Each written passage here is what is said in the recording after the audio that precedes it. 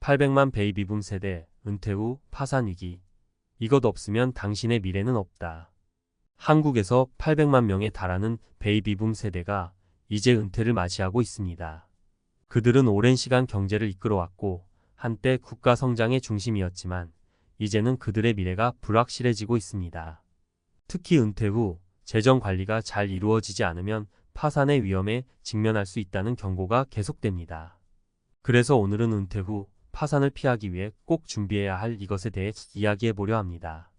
사례를 통해 더 설득력 있게 알아볼 테니 관심을 기울여 주세요. 1. 노후 생활비 준비에 부족함 현실적인 사례. 김씨 65세는 서울에서 30년 동안 중소기업에서 근무했습니다. 은퇴 후에도 퇴직금과 국민연금으로 노후 생활이 충분할 것이라고 생각했죠. 하지만 막상 은퇴를 하고 보니 현실은 예상과 달랐습니다. 일단 서울에서의 생활비가 너무 많이 들었습니다. 집세, 의료비, 생활용품비 등 예상치 못한 지출이 계속 이어졌고 매달 들어오는 연금으로는 도저히 감당할 수 없었습니다. 결국 김 씨는 매달 적자를 보며 퇴직금에 손을 대기 시작했습니다. 5년이 지난 지금 퇴직금은 거의 바닥났고 월급 없이 살아가는데 어려움을 겪고 있습니다. 김 씨의 사례는 노후 준비가 부족할 경우 어떤 어려움이 생기는지를 잘 보여줍니다. 많은 베이비붐 세대가 김 씨처럼 자신의 노후 자금이 충분할 것이라고 착각하는데 이는 큰 착오입니다. 노후에는 예상치 못한 의료비나 기타 생활비가 늘어나기 때문에 지금부터 철저한 재정 계획을 세워야 합니다. 그렇지 않으면 은퇴 후 몇 년 지나지 않아 재정 위기에 봉착할 수밖에 없습니다. 2. 부동산 투자 실패 위험한 기대. 박 씨 68세는 은퇴 전에 부동산 투자가 노후 대책의 전부라고 생각했습니다. 그는 젊을 때 번 돈으로 아파트 몇 채를 구입했고 그 가격이 꾸준히 상승할 거라는 믿음에 기대어 있었습니다. 은퇴 후에는 아파트를 팔아 큰 돈을 손에 쥐거나 월세를 받아 생활할 계획이었죠. 하지만 부동산 시장은 그의 생각대로 움직이지 않았습니다.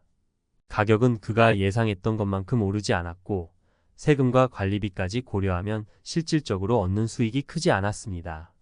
결국 박 씨는 큰 손실을 보고 아파트를 급히 처분할 수밖에 없었고 현재는 매달 고정 수입이 거의 없는 상태로 생활하고 있습니다. 그는 부동산이 노후의 안전판이라고 생각했는데 한 가지 자산에만 의존한 것이 큰 실수였다며 후회하고 있습니다. 이처럼 한 가지 자산에만 기대어 노후를 준비하는 것은 매우 위험합니다. 특히 부동산처럼 시장 변동성이 큰 자산에 모든 것을 걸면 한순간의 결정으로 재정이 무너질 수 있습니다.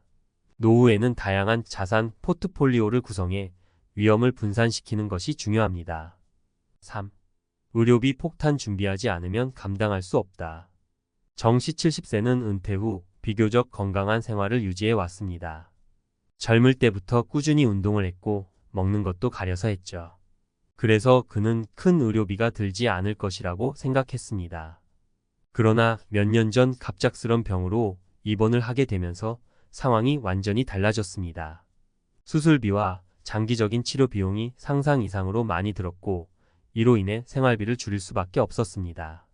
정 씨는 젊을 때는 건강이 재산이라고 믿었는데 나이가 들수록 병원비가 이렇게 많이 들 줄은 몰랐다며 한탄했습니다. 사람은 누구나 나이가 들면 병에 걸릴 가능성이 커집니다. 정 씨처럼 건강에 자신이 있더라도 노후에는 언제든지 예상치 못한 의료비가 폭탄처럼 다가올 수 있습니다. 이를 대비하지 않으면 파산은 금방 찾아옵니다. 국민건강보험으로는 모두 커버되지 않기 때문에 개인적인 의료비 대책이 필수입니다. 그러면 이것이란 무엇인가? 이제 본론으로 돌아와 은퇴 후 파산 위기를 막기 위해 필요한 이것이 무엇인지 이야기해보죠. 바로 다양한 수입원과 철저한 재정 관리입니다. 수입원을 다양화하라. 연금 외에도 추가적인 수입원이 필요합니다. 작은 투자 수익, 파트타임 일자리, 취미를 통해 소득을 창출할 방법을 찾는 것이 중요합니다. 나이가 들어서도 일할 수 있는 환경을 만드는 것이 노후 생활의 안전판이 될 수 있습니다. 재정 관리를 체계적으로 하라. 노후에는 지출을 줄이고 수입을 철저히 관리해야 합니다. 자산을 분산해 투자하고 불필요한 지출을 최대한 줄이세요. 특히 부동산이나 금융상품의 리스크를 꼼꼼히 따져보는 것이 중요합니다. 건강 대비책을 마련하라. 노후에는 건강이 재산입니다. 하지만 아무리 건강 관리를 잘하더라도 병원비는 언제나 큰 부담이 될 수 있습니다. 따라서 의료비 대비책을 마련하고 보험과 저축을 통해 만약의 상황에 대비하는 것이 필수적입니다. 베이비붐 세대는 이제 은퇴를 맞이하고 있지만 노후의 재정적 불안은 결코 간과할 수 없는 문제입니다.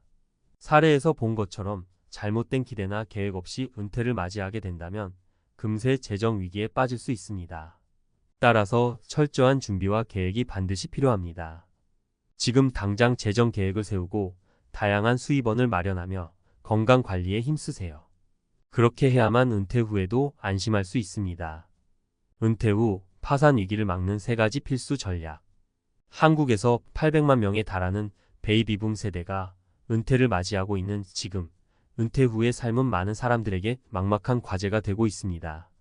한때는 번성했던 시기를 보냈지만 이제는 더 이상 월급이 들어오지 않는다는 현실에 직면하면서 은퇴 이후의 재정적 안정이 큰 걱정거리가 되고 있죠.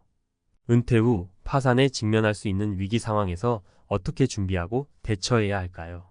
오늘은 은퇴 후 파산을 막기 위해 필요한 3가지 중요한 전략을 전문가의 관점에서 설명해 보겠습니다. 1. 소득원 다각화. 연금만 믿어선 안 된다. 첫 번째로 중요한 것은 바로 소득원 다각화입니다.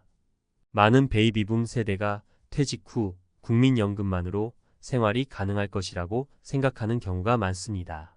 물론 국민연금은 중요한 소득원이 될 수 있지만 그 금액이 충분하지 않다는 것이 문제입니다. 예를 들어 평균적인 국민연금 수령액은 대략 100만 원에서 200만 원 사이인데 이 금액으로 월세나 생활비, 의료비를 감당하기엔 턱없이 부족합니다. 박 씨 67세의 사례를 한번 보겠습니다. 박 씨는 대기업에서 30년 넘게 일하고 퇴직했지만 연금 외에는 다른 수입원이 전혀 없습니다. 그는 은퇴 후 연금을 받으면 충분할 것이라 생각했지만 실제로는 매달 들어오는 생활비가 턱없이 부족하다는 것을 깨달았습니다. 결국 그는 은퇴 후에도 파트타임 일자리를 구해야 했습니다. 운 좋게도 박 씨는 자택에서 소규모 강의를 시작해 추가 수입을 창출할 수 있었습니다. 만약 이런 준비가 없었다면 그는 적지 않은 재정적 압박에 시달렸을 것입니다.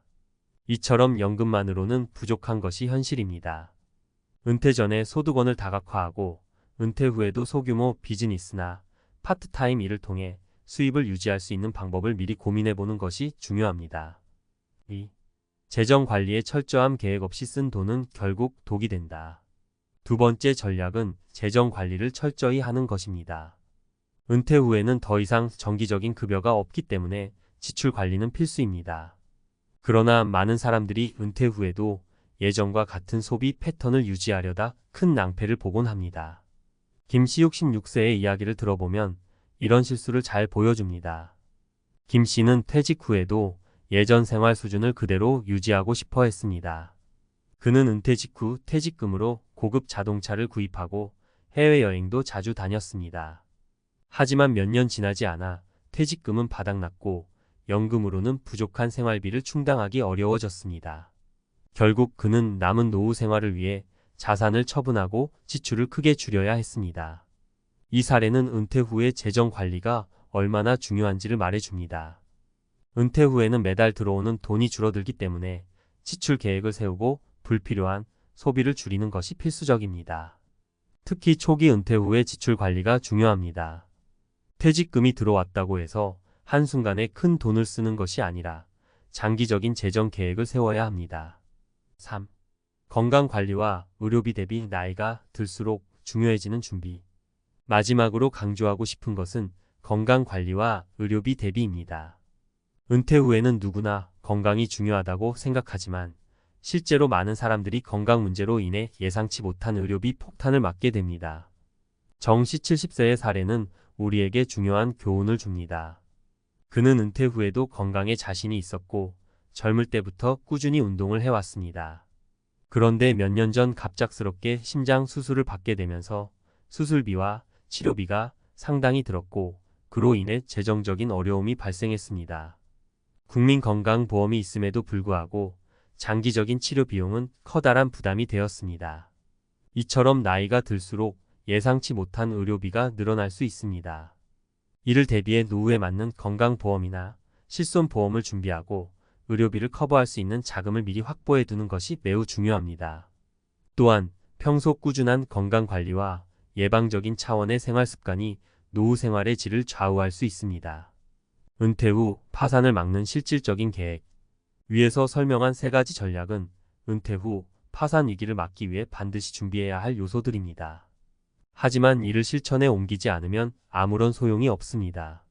그럼 이제 실질적으로 어떻게 준비할 수 있는지 구체적인 계획을 짜봅시다. 소득원 다각화 방안. 구체화. 은퇴 전에 직업이나 취미를 활용해 추가적인 소득을 창출할 수 있는 방법을 고민해 보세요. 유튜브나 블로그를 통해 전문 지식을 공유하거나 취미로 시작한 작은 비즈니스를 확장할 수도 있습니다.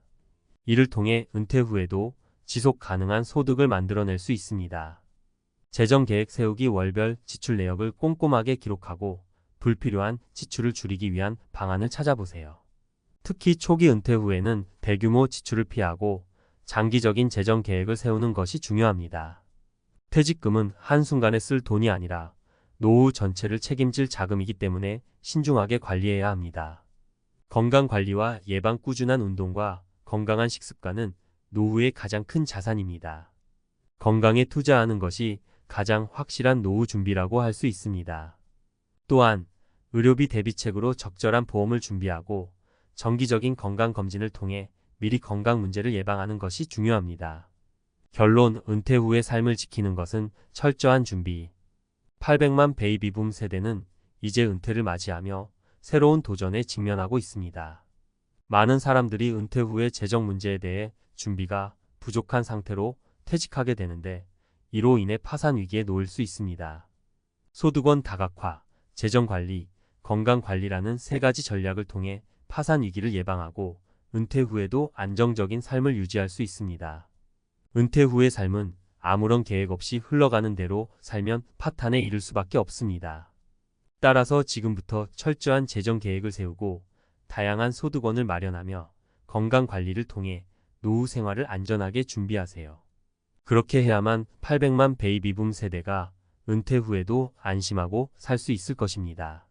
삶의 마지막 단계를 여유롭게 보내기 위해 오늘부터라도 조금씩 실천해 보세요. 58세 개인 택시로 새 출발. 손님 부족과 빚더미에 갇힌 사연. 살다 보면 누구나 한 번쯤은 은퇴 후에는 어떻게 살아야 하지? 하는 고민에 빠질 때가 있잖아요. 직장 다닐 때야 매달 꼬박꼬박 월급이 들어오니 당장 허리가 휠 정도로 걱정이 되지 않을 수 있지만 막상 퇴직이 코앞에 다가오면 생각이 복잡해집니다. 퇴직금으로 뭐라도 해볼까? 내가 정말 잘할 수 있는 일이 뭘까? 나이 들어서도 먹고 살 길이 있을까? 이런저런 고민 끝에 그래도 내 손으로 굴리는 자영업이나 운송업 쪽은 꾸준히 찾는 이들이 많은 것 같아요. 그 중에서도 개인 택시는 초기 비용이 상당하긴 해도 일단 면허만 받으면 비교적 내 마음대로 시간 조절이 가능한 일처럼 보이거든요. 어떤 분들은 내가 평소 차 운전도 좋아하고 사람 만나는 것도 좋아하니 택시 업계가 딱이겠지라고 생각하기도 해요. 그런데 막상 시작해보면 생각과 현실의 차이가 엄청나서 당황스러운 경우가 많습니다. 자영업자들에게도 장사 안 된다는 말이 심심치 않게 들리듯 택시업계도 과거만큼 운이 따르지 않는 경우가 꽤 많다고 하더라고요. 오늘은 은퇴를 코앞에 둔 분들이나 이미 은퇴해서 제2의 직업 혹은 노후 생계 수단을 찾고 계신 분들에게 58세에 개인 택시를 선택한 한 분의 사례를 통해서 우리가 미리 알아야 할 것들 그리고 준비하면 좋을 만한 것들을 한번 이야기해 보려고 해요. 지금부터 제 얘기가 조금이나마 도움이나 공감이 되었으면 좋겠습니다. 1. 퇴직 후 개인 택시 예상했던 자유로운 삶? 사례 1. 막상 부딪히니 손님이 없어요. 저는 58에 퇴직했어요. 다니던 회사가 구조조정으로 줄줄이 사람을 내보내는데 제 나이쯤 되는 직원들은 거의 다 정리 대상이 되었죠. 마음의 준비는 어느 정도 했어도 막상 나오니까 막막하더라고요. 그래서 퇴직금 받은 걸로 개인 택시 면허를 사는 걸 고려하게 됐어요. 주변에 택시하면 그래도 하루하루 식구들 굶길 일은 없다고 하는 분들도 있었고요. 그렇게 면허 사느라 초기 투자금 꽤 썼죠. 대출도 받았고, 일단 내 택시니까 내가 오너다라는 기분이 들어서 좀 뿌듯하긴 했어요. 근데 막상 차 굴려보니 이게 보통 일이 아니더군요. 아침 저녁으로 콜 몰릴 때만 잠깐 반짝 손님이 잡히고 평소에는 그냥 빈 차로 돌아다니는 시간이 엄청나요. 손님이야 꾸준히 태울 때도 있지만 그 수입이 생각보다 푼돈이라는 게 문제죠. 하루 종일 도로에 붙어 있어야 겨우 오늘 좀 벌었다 싶은 날이 있는데 그러고 보면 제 건강이 나빠지는 것 같기도 해요. 길에서 긴 시간 지내다 보면 허리도 아프고 식사도 부실하게 하고 자유로운 게 아니라 오히려 사무실 책상보다 더 오래 앉아 있어야 하니 참 아이러니하죠. 이분의 이야기를 들어보면 가장 큰 착각 중 하나가 내 차를 몰면 시간 조절이 자유로울 것이다 라는 기대가 깨진다고 해요. 실제로는 손님을 잡기 위해서 쉬는 시간 없이 움직여야 수입이 나아지거든요. 아침부터 밤늦게까지 운전대를 잡는 게 일상이고 더 늦게까지 하시는 분들은 새벽까지도 일을 하더라고요. 안 그러면 그날 세운 목표 수입을 달성하기가 어렵다고 합니다. 이 빚더미의 허덕이는 진짜 이유. 사례 이 매달 나가는 비용이 수입보다 많아요. 회사 다닐 때는 몰랐는데 개인 택시 하면서 유지비가 만만치 않아요. 단순히 차량 기름값뿐 아니라 택시 업체를 통해 얻는 콜 서비스 비용, 운행 중에 생길 수 있는 잔고장 수리비, 자동차 보험, 개인 택시 조합비 등등. 처음에는 기름값 벌면 되겠지라며 아무 생각 없이 시작했는데 막상 운전을 해보니 세세하게 돈이 새어나가는 구멍이 너무 많아요. 그리고 개인 택시 면허라는 게 저렴한 것도 아니거든요. 저처럼 나이 들어서 퇴직금 태워서 면허 사고 그걸 갚기 위해 대출까지 받으면 이자 부담도 상당해요. 일단 일은 해야 하니 하루도 편히 쉴 수가 없죠. 근데 쉬지 않고 굴려도 거기서 거기에요. 한 달, 두 달 버티다가 보니 대출 이자는 쌓이고 어느 순간 빚이 늘어나는 게 눈에 보여서 무섭기도 하더라고요. 그래서 거의 투잡처럼 새벽, 심야 시간대까지 붙들고 운전대를 잡고 있어요. 제2의 삶이니 어쩌니 하면서 즐겁게 하겠다는 생각은 사라진 지 오래고 이제는 이번 달 이자 낼 수 있을까? 라는 걱정이 제일 크죠. 생각해보니 처음부터 철저하게 재무 계획을 짜지 않고 달려든 제가 경솔했던 것도 맞아요. 이 사례에서 알 수 있는 건 생각보다 나가는 비용이 많다는 점이에요. 흔히 택시 영업은 자동차만 있으면 되지 않나 싶은데 예상보다 유지비 항목이 다양해요. 뿐만 아니라 운전하다 보면 손님이 없는 시간대를 견디는 기회비용도 무시 못하고요. 이 모든 게 쌓이면 결국 빚이 점점 늘어날 수 있습니다. 특히 면허 매입 과정에서 대출을 사용했다면 매달 이자를 갚아야 하니 사실상 운전만으로 이자 생활비 기타 비용까지 커버해야 하는 상황이 되죠. 언뜻 생각해도 꽤 무거운 부담이라는 걸 알 수 있습니다. 3. 잘 될 줄 알았는데 뒤늦은 후회. 사례 3 지금 와서 그만두자니 대책이 없어요. 제가 개인 택시 시작하기 전에 주변에서 말리기도 했어요.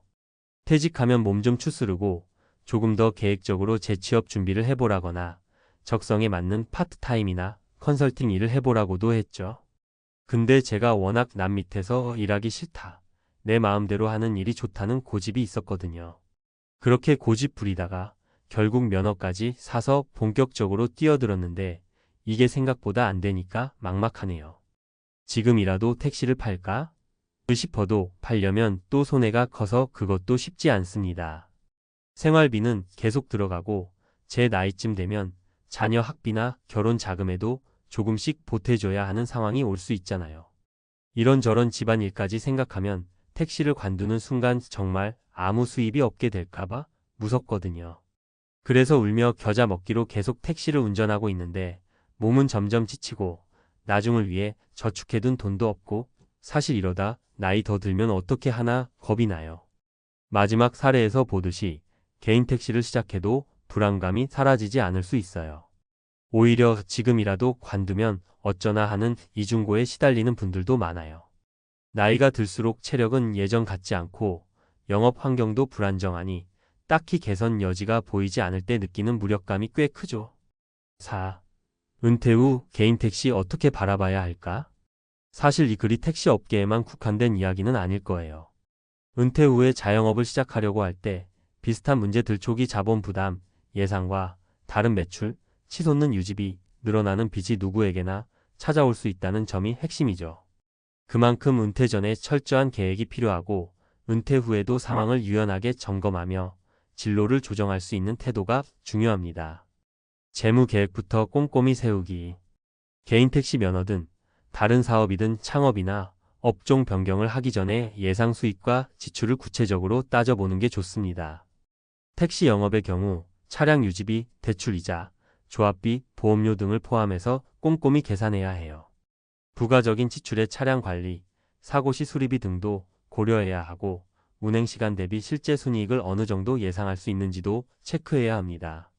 업계 현황 파악하기. 실제로 택시 업계가 어떤 상황인지, 택시 잡는 손님이 얼마나 줄었는지, 콜 플랫폼에 의존해야 하는 정도는 얼마인지 미리 조사해 보세요. 주변 선배 기사님들이나 지인들에게 실제 경험담을 듣는 게 좋습니다. 인터넷에 떠도는 정보만으로는 현실적인 판단이 어렵습니다. 주변의 조언과 현장 경험 활용하기. 자기 고집이 앞설 때는 현실을 냉철하게 보지 못할 수 있어요. 오히려 은퇴 후엔 시간적 여유가 어느 정도 있을 테니 잠깐이라도 사전 체험이나 현장 경험을 해볼 방법을 찾아보는 걸 추천해요. 예컨대 운전 관련 파트타임이나 대리운전 등을 잠시 해보면서 이쪽 업계가 내게 맞는가를 미리 살펴볼 수 있겠죠. 장기적 관점의 플랜 B 마련. 혹시라도 개인 택시 영업이 잘 안 되면 그 다음은 무엇을 할지 미리 구상해 두는 게 좋습니다. 일단 했으니 계속해야지라는 식으로 버티다 보면 더 이상 회복이 안 될 정도의 타격을 입을 수도 있거든요. 차라리 일찍 관둬야 손해를 줄일 수도 있으니까요. 건강 관리와 삶의 질도 생각하기. 택시 운전이 단순히 운전만 하면 된다고 생각하기 쉽지만 사실은 하루 종일 앉아서 일해야 해요. 그것도 길 위에서 스트레스를 많이 받는 상황이 생길 수 있죠. 수입도 수입이지만 은퇴 후 삶에서 몸이 망가지는 건 정말 뼈아픈 일이에요. 때문에 무리해서 일하기보다는 스스로 적정 수준의 휴식과 건강 관리를 해가며 장기적으로 지속할 수 있는 방식을 모색해야 합니다. 5. 마무리하며 58세 개인 택시로 새 출발. 손님 부족과 빚더미에 갇힌 사연이라는 제목을 달고 이야기를 시작했지만 이건 결코 특정 개인만의 문제는 아닐 거예요. 어떤 사람에게는 퇴직 후 개인 택시가 적성에 맞고 수입도 어느 정도 안정적으로 챙길 수 있는 멋진 제2의 직업일 수도 있죠. 다만 막연히 그래도 택시는 망할 리가 없어라고 믿고 뛰어드는 건 위험하다는 겁니다. 은퇴 준비를 앞둔 많은 분들께서 이 글을 통해 내가 정말 잘 맞는 일을 찾고 있는 걸까? 지금이라도 조금 더 알아보고 시작해야 하지 않을까? 하고 한 번 더 생각해 볼 계기가 되었으면 좋겠어요. 무엇보다도 현실을 정확히 파악하고 자신의 체력자 본가족 상황 등을 고려해 결정한다면 어느 업종이든 불확실성을 최소화할 수 있을 겁니다. 어느덧 50대 후반이 되면 내가 이제 앞으로 뭘 할 수 있을까 하는 막막함이 온몸을 휘감죠. 하지만 그럴수록 더 철저히 현실을 살피고 객관적으로 내게 맞는 방식이 무엇인지 고민해야 해요. 여기 언급된 사례들처럼 무작정 뛰어들었다 뒤늦게 후회하는 일은 피하는 게 좋잖아요. 혹시 이미 택시나 다른 자영업을 시작하셨다면 한 번쯤 중간 점검을 해보세요. 이 상태로 가면 내 건강이나 재정 상황은 어떨까? 를 스스로 점검하고 필요하다면 전문가나 주변 조언을 구하는 것도 방법입니다. 나중에 정말 돌이킬 수 없을 정도로 어려워지기 전에 빨리 선택지를 넓게 살펴보는 건 결코 늦지 않았습니다. 저 역시 은퇴 후 새로운 도전을 고민 중인 사람으로서 이 얘기가 남일 같지 않습니다. 세상에 쉬운 일은 없다지만 미리 준비하고 충분히 알아보면 적어도 시행착오를 조금이라도 줄일 수는 있겠죠. 그러니 혹시 지금 개인 택시가 어때? 하는 분이 계시다면 이 글이 조금이나마 도움이 되기를 바랍니다. 준비 기간을 길게 가지고 여러모로 실제 수치와 현장 분위기를 파악해 보시고 그래도 할 만하다 싶을 때 과감히 시작하시길 응원하겠습니다. 결국 은퇴 이후의 삶은 길게 보면 2030년 혹은 그 이상 될 수도 있는 인생 이막이잖아요. 그 귀중한 시간을 또 다른 시행착오로 모두 소비해버리기엔 너무 아깝습니다. 부디 신중하게 준비하시고 건강하고 안정적인 노후 생활을 누리시기를 진심으로 바라봅니다. 40년 회사 생활 끝, 퇴직금으로 캠핑카 샀다가 충격받은 65세 대기업 임원. 우리가 흔히 은퇴라고 하면 고생 끝에 찾아오는 자유로운 삶을 떠올리곤 해요. 오랜 시간 열심히 일해온 대가로 더는 상사의 눈치를 보지 않아도 되고 출근 시간에 쫓기지도 않아도 되니까요. 그런데 막상 퇴직을 하고 나면 기대했던 것과는 전혀 다른 현실에 충격을 받는 분들이 참 많습니다.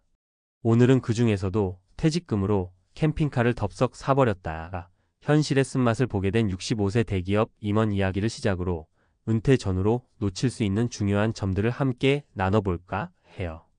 캠핑카? 그거 사면 당장이라도 전국 일주 떠날 수 있잖아. 여유로운 전원생활이랑 비슷한 거 아닌가? 많은 분들이 이런 로망을 품고 계시지만 실제로 은퇴 후 삶은 달콤하지만은 않습니다. 특히 우리는 은퇴 이후 20년에서 많게는 30년 이상을 살아야 할 수도 있는데 그간 모아둔 돈과 국가 지원금만으로는 생각보다 빠듯한 경우가 많거든요. 여기서 중요한 건 돈만이 아니에요. 건강, 가족과의 관계, 새로운 취미나 사회적 관계 등도 무척 크게 작용합니다. 오늘 말씀드리는 이야기는 그냥 남일처럼 듣기보단 나도 비슷한 상황을 겪을 수 있다고 생각하며 들어보셨으면 좋겠어요.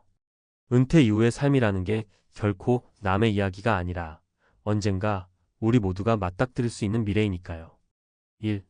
65세 대기업 임원, 퇴직금으로 덥석 캠핑카를 사다. 우선 이 얘기의 주인공인 박 이사님 가명을 소개해드릴게요. 65세의 대기업 임원으로 정년퇴직을 했고 마지막으로 받은 퇴직금이 꽤 컸습니다. 그는 예전부터 동호회 친구들의 SNS를 보면서 캠핑카에 대한 동경을 갖고 있었어요. 나도 늦기 전에 자연 속에서 살며 여유를 누리고 싶다는 마음이 컸죠. 그러다 보니 막상 퇴직금을 손에 쥐자마자 며칠 고민도 안 하고 캠핑카부터 샀어요. 1억 원 가까운 비용이 들었지만 자신은 전혀 아깝지 않다고 생각했습니다. 평생 일만 했고 그만큼 이제 제대로 좀 누려도 되겠지 싶은 마음이 컸거든요. 하지만 문제는 캠핑카가 살기 위한 공간이라기보다 여행을 위한 수단이라는 점을 간과했다는 겁니다. 현실의 벽에 부딪히다. 지출이 생각보다 큰 우선 캠핑카를 운행하기 위한 유류비와 유지비가 장난이 아니었어요. 게다가 차고지 문제도 만만치 않았죠. 마트나 캠핑장 이용비도 만만치 않고요. 편의성이 부족 캠핑장에 머무르려면 주차, 전기, 수도 등 시설을 갖춘 곳을 찾아야 해요. 그러다 보니 계속 전국을 자유롭게 누비기에는 한계가 컸던 거예요. 외로움과 단절 가족은 집에 있고 본인은 캠핑카에서 지내다 보니 가족과도 점점 멀어지고 예전 직장 동료들과의 교류도 끊기는 느낌이 들었습니다. 처음엔 나 혼자 자유롭게 즐길 테니 괜찮아 라고 생각했는데 사람이라는 게 혼자 지내다 보면 외롭기 마련이더라고요. 박 이사님은 6개월 만에 결심했습니다. 이대로는 안 되겠다. 뭘 더 준비해야 할지 모르겠지만 내가 꿈꿨던 노후는 분명 이게 아니었어. 그렇게 캠핑카를 중고로 처분하려고 보니 감가상각도 크고 수요도 한정적이어서 손해를 많이 봤다고 해요. 결국 애물단지가 된 캠핑카를 팔고 그 돈 일부로 소형 오피스텔 전세를 얻어 지내시면서 지금은 새롭게 제2의 인생 설계를 하고 계십니다. 2. 60세 퇴직 교사, 가족과 함께 살며도 느끼는 공허함. 두 번째 이야기는 전혀 다른 배경의 분이에요. 이분은 고등학교 선생님으로 30년 넘게 근무하시다가 60에 정년퇴직하신 김 선생님 가명이에요. 평생 교직에 몸담았으니 제자도 많고 동료 교사들도 많죠. 겉으로 보면 은퇴 후에도 사람들과의 관계가 풍부해 보였어요. 그런데 막상 은퇴하고 나니 극심한 공허함에 시달렸다고 해요. 나는 딱히 여행 같은 거에 욕심이 많은 편도 아니고 가족들이랑 함께 지내니 외롭지 않을 줄 알았어요. 근데 생각보다 시간이 너무 길더라고요. 평생을 출근으로 바쁘게 지내다 보니 막상 여유가 생기니 내가 뭘 해야 할지 모르겠고 주위 사람들도 각자 바빠서 매일 만날 수도 없고. 퇴직 후 우울감의 원인. 역할 상실 교사 시절에는 학생들을 가르친다라는 명확한 역할이 있었지만 은퇴 후엔 그 역할이 사라지니 자신이 쓸모가 없어진 기분이 들었다고 해요. 시간 관리 문제, 규칙적인 출근 패턴이 사라지면 갑자기 하루가 24시간 내내 자유로워집니다. 그런데 이 과도한 자유가 오히려 사람을 무기력하게 만들 수 있어요. 가족 간 거리감, 오랜만에 집에만 있다 보니 가족끼리도 오히려 적당한 거리를 유지하던 예전의 방식이 깨지면서 갈등이 생기기도 했습니다. 김 선생님은 이 공허함을 극복하기 위해 매일 규칙적으로 독서실처럼 꾸민 서재에서 몇 시간씩 새로운 공부를 시작했어요. 역사, 인문학, 영어 회화 등 평소 가르치는 입장에서 벗어나 배우는 사람이 되어보니 또 다른 재미를 느끼셨다고 해요. 이 과정을 통해 은퇴 후에도 배움은 평생의 친구라는 사실을 체감하셨고 이전과는 다른 성취감을 얻게 되셨다고 합니다. 3. 58세 IT 전문가, 독립 창업에 도전하다. 마지막은 58세의 IT 기업에서 퇴사하신 정 차장 가명 이야기예요. 이분은 은퇴라고 하기엔 조금 이른 나이라 일찍 그만둔 편이죠. 회사에서 명예퇴직을 제안받고 차라리 내 사업을 해보자는 마음으로 퇴사하셨습니다. 문제는 정 차장님이 생각보다 창업 준비가 충분치 않았다는 데 있었어요. 젊은 시절부터 IT 신기술에 관심이 많아 나도 스타트업 한번 해볼 수 있지 않을까? 라고 가볍게 생각했던 거죠. 그런데 회사에 다닐 때와 달리 직접 법인을 설립하고 자금을 마련하고 인력을 구하고 시장을 조사하고 이 모든 걸 홀로 감당하는 건 또 다른 차원의 일이었어요. 창업의 함정. 자금 관리 회사가 자본금을 투입해주는 것도 아니고 대출이나 투자, 유치도 쉽지 않았어요. 퇴직금 대부분을 창업 자금으로 쏟아부었는데 생각지 못한 비용이 계속 나왔죠. 멘토 부재. 직장에선 선배나 동료, 팀원이 있지만 창업은 모든 의사 결정을 혼자 해야 하는 경우가 대부분이었어요. 실수라도 하면 금전적, 시간적 손실이 크게 돌아오니 스트레스가 컸다고 해요. 미래 불확실성. IT 업계는 빠르게 변합니다. 12년만 지나도 기술 흐름이 달라지기 때문에 그 흐름을 놓치지 않기 위해 더 치열하게 공부하고 준비해야 했어요. 다행히도 정 차장님은 완전히 무너지기 전에 창업 멘토링 프로그램과 정부 지원 사업 등을 적극적으로 알아보면서 도움을 받게 됐습니다. 또 예전 회사 동료들과 함께 작은 프로젝트를 공동으로 진행하면서 일정 수준의 수입은 안정적으로 만들어냈다고 해요. 아직 대박이 터진 건 아니지만 그래도 스스로의 길을 개척하고 있다는 점에서 의미가 크다고 말씀하시더군요. 은퇴 생활, 더 나은 준비를 위한 조언. 위 세 가지 사례에서 공통적으로 드러나는 핵심 포인트는 사전에 충분한 준비와 점검이 필요하다는 거예요. 재정 계획. 퇴직금과 연금만으로는 부족할 수 있고 캠핑카든 창업이든 초기 투자 비용이 큽니다. 변동성에 대비한 자금 운용 전략이 필수죠. 건강관리. 언제 어디서든 가장 큰 변수는 건강이에요. 은퇴 후 의료비 부담은 직장 다닐 때와 비교해 상당히 커질 수 있으니 미리미리 관리해야 합니다. 관계와 취미. 혼자서 이겨낼 수 없는 부분이 참 많습니다. 사회적 관계를 유지하거나 새로운 동호회나 스터디 그룹 등에 참여해 보세요. 취미 생활도 꾸준히 찾아 나갈 필요가 있습니다. 자기만의 목표. 직장이 아니라도 내가 왜 이걸 하고 싶은가? 앞으로 무엇을 성취하고 싶은가? 같은 질문에 꾸준히 답해 나가다 보면 은퇴 후 삶도 훨씬 의미가 생깁니다. 많은 분들이 은퇴하면 지금까지 수고했으니 그냥 쉬자라고 생각하시곤 해요. 물론 쉬는 것도 중요해요. 하지만 장기적으로 어떻게 살아갈 것인가를 고민하는 과정이 없다면 막상 당장 할 일이 없거나 새로운 목표가 없는 상태에서 우울감, 무기력감을 호소하게 됩니다. 마무리.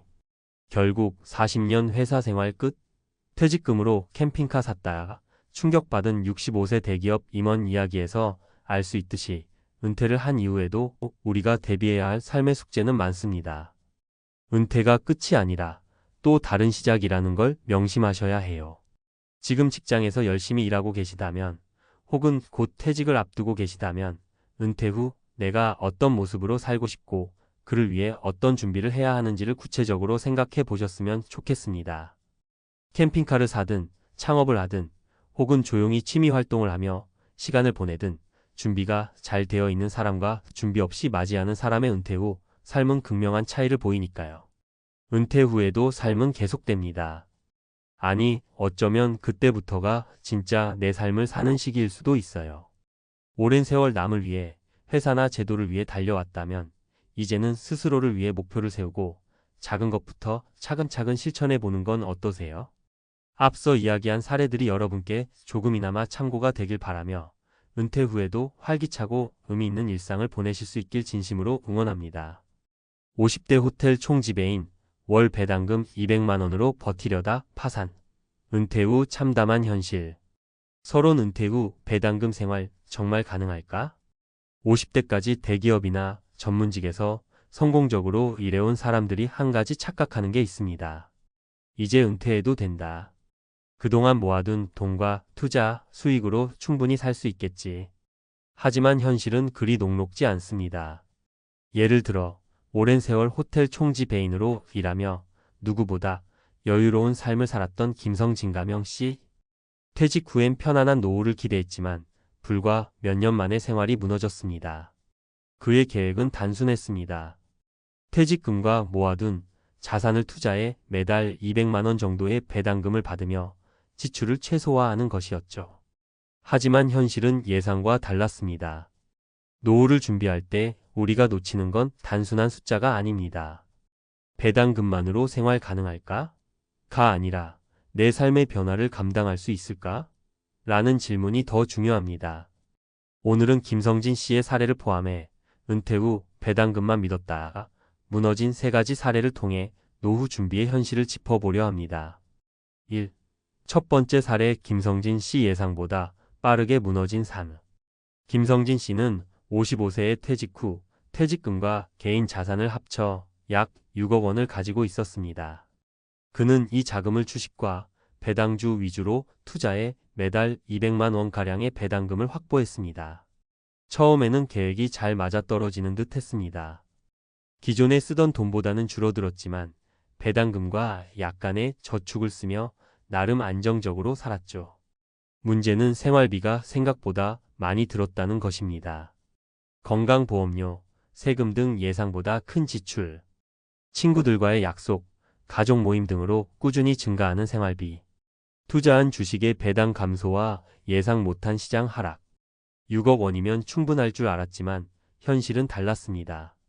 특히 몇 년 후 주식시장이 흔들리면서 배당금이 줄어들었고 결국 생활비를 감당할 수 없게 되었습니다. 60세가 되자 남은 돈이 거의 바닥났고 그는 결국 은퇴 후 재취업을 알아봐야 했습니다. 하지만 60세에 새롭게 직장을 구하는 건 쉽지 않았습니다. 교훈 은퇴 후 생활비는 생각보다 더 든다. 배당금이 매달 일정하게 나오리라는 보장은 없다. 2. 두 번째 사례에 IT기업 부장 50대의 배당금 믿고 퇴사했다가 결국 다시 취업시장으로. 박정호 가명 씨는 IT기업에서 20년 넘게 근무하며 부장까지 올랐습니다. 53세에 조기 퇴사를 결정했는데 그는 이미 자산 10억 원을 확보했고 배당주와 채권을 통해 월 300만 원의 수익을 예상하고 있었습니다. 처음에는 여유롭게 살겠다는 마음이었지만 은퇴 후 예상하지 못한 지출이 계속 생겼습니다. 배우자가 더 좋은 차를 원했고 여행도 가길 바람. 자녀 대학 등록금 부담이 예상보다 더 큼. 집 유지비 보수, 세금, 관리비 등가 예상보다 높음. 게다가 3년 뒤 경기 침체로 배당금이 줄어들면서 계획이 어긋났습니다. 그는 결국 57세에 다시 일자리를 구해야 했지만 예전처럼 높은 연봉을 받기는 어려웠습니다. 퇴사할 때는 돈이 충분하다고 생각했지만 인생은 예상대로 흘러가지 않는다는 걸 깨달았습니다. 교훈 은퇴 후 예상치 못한 지출이 계속 생긴다. 안정적인 현금 흐름 없이는 은퇴 생활이 어렵다. 3. 세 번째 사례 60세 치과의사 자산 15억. 그런데 왜 생활이 어려울까? 김영훈 가명 씨는 60세까지 치과를 운영하며 꾸준히 수익을 올렸습니다.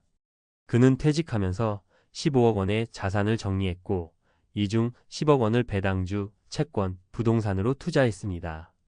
은퇴 후 월 400만 원 정도의 배당금을 받을 것으로 기대했죠. 하지만 현실은 예상과 달랐습니다.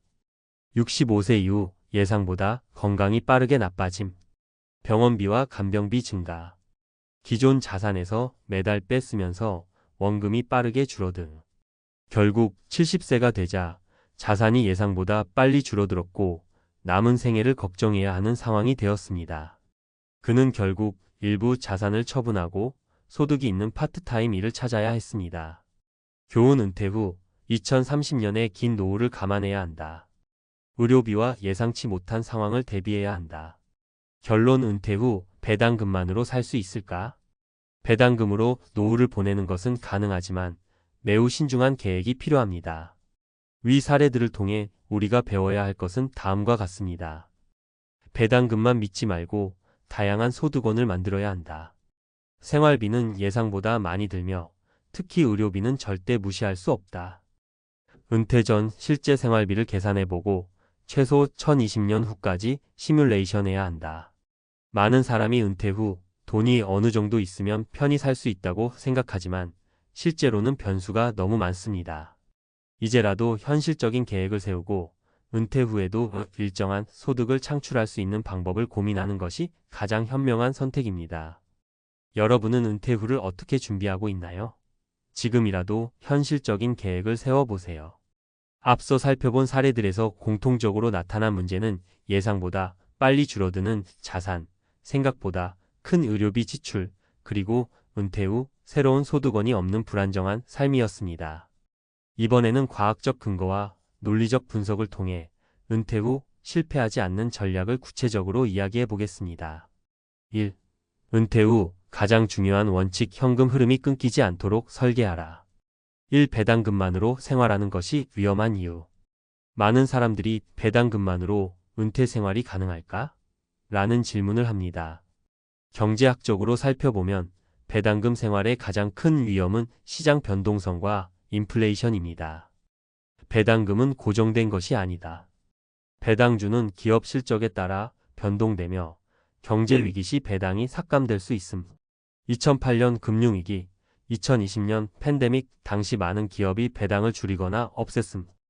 인플레이션은 배당금의 가치를 갉아먹는다. 예를 들어 10년 전 200만 원으로 살 수 있었던 생활 수준이 지금은 250만 원이 필요할 수도 있음. 특히 의료비, 생활비, 주거비 상승을 고려해야 함. 대안 배당 외에도 추가 소득원이 필요하다. 월세 수익 부동산, 소규모 사업 컨설팅, 강의, 온라인 비즈니스 파트타임 일자리 조합이 이상적이다. 2. 은퇴 후 가장 큰 복병 의료비와 건강 유지 전략. 1. 의료비 폭탄을 피하는 법. 60세 이후 의료비는 급격히 증가한다. 한국보건사회연구원의 조사에 따르면 65세 이상 노인의 평균 의료비는 50대보다 3배 이상 높다. 건강보험만 믿으면 안 되며 추가적인 대비실비 보험, 예방 건강관리가 필수다. 예방이 최고의 전략이다. 의학적으로 근육량, 감소 근감소증는 60대 이후 빠르게 진행되며 이는 건강 유지에 치명적이다. 유산소 운동 걷기, 사이클과 근력 운동 스쿼트, 저항 운동을 병행해야 한다. 대안 장기적인 건강 관리를 위한 3단계 전략. 1단계 5060대 근력 운동 습관화 앤드 건강식단 단백질 섭취 중요. 2단계 6070대 체중 유지 앤드 근감소증 방지 유산소, 근력, 균형 잡기. 3단계 70대 이후 신체활동 유지 정기적인 건강검진 필수. 3. 은퇴 후에도 일정한 사회적 역할을 유지하라. 1. 사회적 고립이 건강과 재정에 미치는 영향. 심리학 연구 외로움은 노년기의 건강을 급격히 악화시킨다. 미국 하버드대 연구에 따르면 사회적 관계가 단절된 노인은 치매 발생 확률이 50% 이상 증가한다. 정년 후 급격한 사회적 고립은 우울증, 인지 기능 저하로 이어질 가능성이 높다. 사회적 역할을 지속하는 것이 건강과 재정을 동시에 지켜준다. 퇴직 후에도 일이 있어야 한다. 단, 직장 생활과 같은 강도 높은 노동이 아니라 본인이 즐길 수 있는 활동이면서도 수익이 발생하는 일이 중요하다. 대한 사회적 역할을 유지하는 3가지 방법. 일 지식과 경험을 살린 강의, 컨설팅, 자문 역할. 이 본인이 좋아하는 취미를 수익 모델로 발전 예 유튜브, 블로그, 공예, 농업 등. 3. 지역 사회활동 참여 봉사, 커뮤니티 리더, 협회 활동 등. 결론 은퇴 후 생존 전략, 이렇게 준비하라. 1. 배당금만 믿지 말고 최소 23개의 소득원을 만들어라. 안정적인 현금 흐름이 없으면 배당금만으로는 버티기 어렵다. 이 건강이 최우선이다. 의료비 폭탄을 피하려면 지금부터 건강을 지켜야 한다. 근력 운동 예방적 건강 관리가 필수. 3. 사회적 관계를 유지하면서 이를 지속하라. 사회적 고립은 건강과 재정을 동시에 망친다. 은퇴 후에도 일정한 역할을 유지하는 것이 중요하다. 당신은 어떤 은퇴를 준비하고 있나요? 지금 가진 자산이 충분한지 다시 한번 점검해 보세요. 노후에 필요한 비용을 현실적으로 계산해 보세요. 건강한 생활 습관을 지금부터 시작하세요. 사회적 관계와 일자리를 은퇴 후에도 유지할 수 있도록 미리 계획하세요. 은퇴 후 실패한 사람들이 겪은 현실을 피하고 싶다면 지금부터 실천해야 합니다. 오늘이 가장 젊은 날입니다. 지금 당장 은퇴 후 계획을 다시 세워보세요.